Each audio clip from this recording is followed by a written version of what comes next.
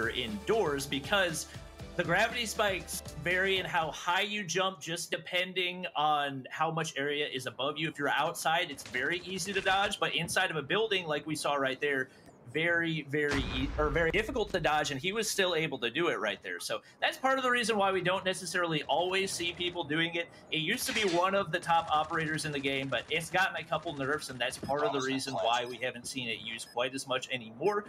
But we are going to hop in to search and destroy on standoff. Cold Esports versus Hammer Esports.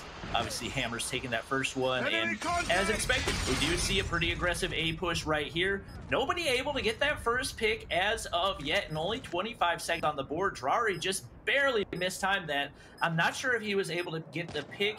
He's going to take some shots over in statue area, and we got iBot right there with the chopper, just able to spray and pray. It is Cold Esports coming away with the 5-0 in the first round. Wow, they were all pretty much alive there. I saw Drari, he hit the shot on the guy pushing him over at Fountain there, but unfortunately he just got the hit marker and not the kill. It would have been a completely, I think it could have been a completely different round if he'd just gotten that kill with the snipe. Yeah, definitely would have been. And we actually had Primza, I think, getting a trophy system kill. That's why we do see the one kill over on the side of Hammers Esports. But once again, we do see an aggressive A push right here.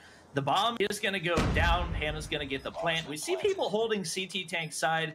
Nobody able to find a pick yet. We'll likely see rotations all the way around the map as we got a couple people in back alley for Cold Esports, and we now have 3 players pushing in at the same time. Actually, a really good push right there for them. Nobody able to find first blood, and Jim's gonna hop up, hits the snipe. What a shot on the and he's going for the defuse. He's gonna go for the defuse. I think he's gonna get it in time. He is, and it's gonna be a 2-0 lead for Cold Esports off the start. I mean, as a spectator, we're seeing people through objects and walls, etc., but I have no idea how he knew to pull the trigger right there. That is an impressive shot. And also, I like the balls. You get one kill, you know what? Like, maybe the opponents are busy doing like other things, trying to figure out what's going on, and he's just gonna instantly go for that defuse. I thought that was a great play, especially with the snipe. That's the kind of stuff that you want to be provided with during a tournament like this. Yeah, we do get a trade off the start. Jim and Posh will both drop. Once again, we get the A plant coming out of Hammers. They're going with the same approach every time, but it seems like Cold just knows the perfect strategy to be able to counter. We do finally have Palma on that backside of Tractor, holding down that back push with the LMG. Lands a few initial shots and actually gets the shot from the smoke. He wants the double kill. iBot staying alive, gets taken out by his teammate. Sav is going to be the only player left. He does get a kill right here, but it's now a 1v2. And with the bomb down, it's going to be really challenging. We do have Palma backside with the chopper. He's going to win the gunfight. And we got Hammers Esports taking their first round win. That'll put us at 2-1. I think that's such a huge round for them to win. If you lose, or if you're down by 3 in an S&D situation, you get that mental pressure. So I mean, really good by them to get that last round, or the first round, I should say. Sorry. But now I feel like anything can happen right here. I think both Cold Esports and Hammer Esports are both 2 strong teams, and I mean, why won't they just go and try and plant on B? Maybe they should do a little fake out to go 4 people towards A and then someone go and plant B. That could be like a really cool play that we might see. Yeah, I'm a little bit surprised to see neither team really changing their approach at all. Most of the time, we've got Cold Esports allowing plant, and what a shot coming out of Jim. Unfortunately, he's on fire now.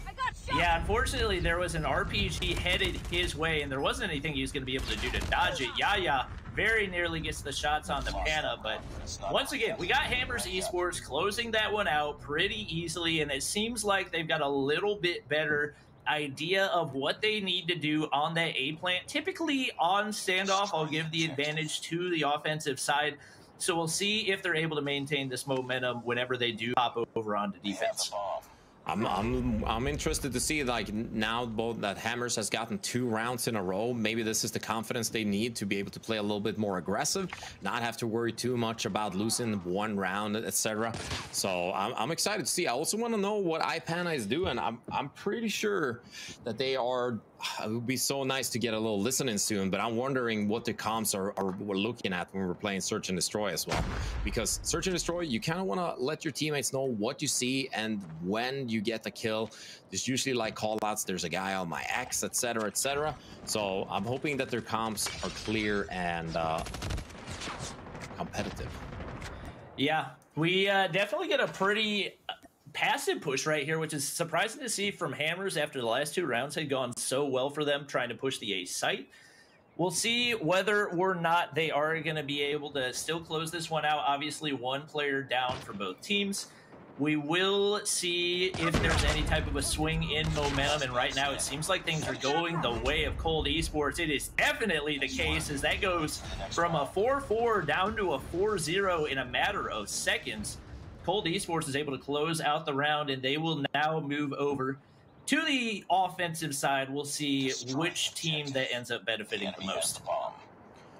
Yeah, I feel like the second they were trying to go for the beam bomb site, this was like Cold Esports was just ready for that. They were ready to shoot both the planter and also the guy who was protecting the plant there. I just hope that we get a nice little B plant, because if you go up into Grandma's house, you can actually look down a little bit on that plant. So I mean, it is a powerful site if you just manage to get that bomb down. Yeah, we do see 2 players down already for Hammers, so the advantage once again going to Cold. They haven't actually played very aggressive over on the A site, but things working out. They do finally lose a player as Jim drops right there, but still a 2v4, pretty manageable. Primza's going to be the only player left. He'll drop right there, and Cold Esports will go up to the 4-2 lead, and looking like they may have that competitive edge when it comes to Search and Destroy. Obviously, different approaches for different maps, but they have looked really, really strong so far, with Sav at the top at 9 kills. That is a lot of kills for a Search and Destroy map once you start thinking about it. I mean, there's only 5 possible ones. So, I mean, the second you start getting frags as well in a Search and Destroy, there's something about the confidence, like a confidence of a Call of Duty player. I mean, it's not only about that, but for sure you might be able to do a little bit more aggressive plays. So I'm curious to see how this plays out right now. Yeah, we've yet to see a first blood for either team. Lots of shots going on. It looks like iBot just going for the wall bang at this point, and Hammers has just not been able to get anything going in the second half of this Search and Destroy. They've lost 2 players already. It's going to be a free A plant coming out for Jim, and once again, the pressure is on. Another player will drop. It's now a 5v2, and Cold Esports continuing their dominance in Search and Destroy. Gonna be a tough clutch for Kosh, and he will drop, as does Panna. Once again, Cold Esports comes out on top. I believe Sav actually crossed over into double digits right there. He did, now up at 10 kills. Jim, like we said, has been so good with that sniper, and even though there's not a ton of easy angles to play on this standoff map, he's just been able to find those really difficult shots and has been landing them time and time again. Yeah, he doesn't seem to need that much of vision either. He can do the jump shot snipes as well. Spiky here, I'm wondering if he's going to be able to get a kill. He does not. And I mean, the pressure's on. Only 1 round left, and now it's a 3v4 right now. Yeah, 1-man advantage going the way of Cold Esports once again. Not surprising to see, especially given that they have yet to lose an offensive push on this map. Kosh, Primza, and Palma with a lot of pressure on right now, the game on the line. They're going to need to find a pick at some point here, and iBot with that chopper just holding down all the difficult angles. We do have the A plant going down. Even more pressure being added to Hammers Esports. They're now going to need 4 picks and a defuse in 35 seconds. We do have Palma rounding the corner, gets taken out. We do have trades coming in, but still a 1-man advantage for Cold. Kosh still looking to try to find somebody, but with a player, 2 players on the bomb site, there's just not going to be a whole lot of easy angles that they can take. The head glitch on that tractor, too difficult to counter. Kosh trying to land shots, can't seem to get anything to go. Primza taken out as well, and it is Cold Esports with the convincing win, 6-2 over Hammers in Game 2.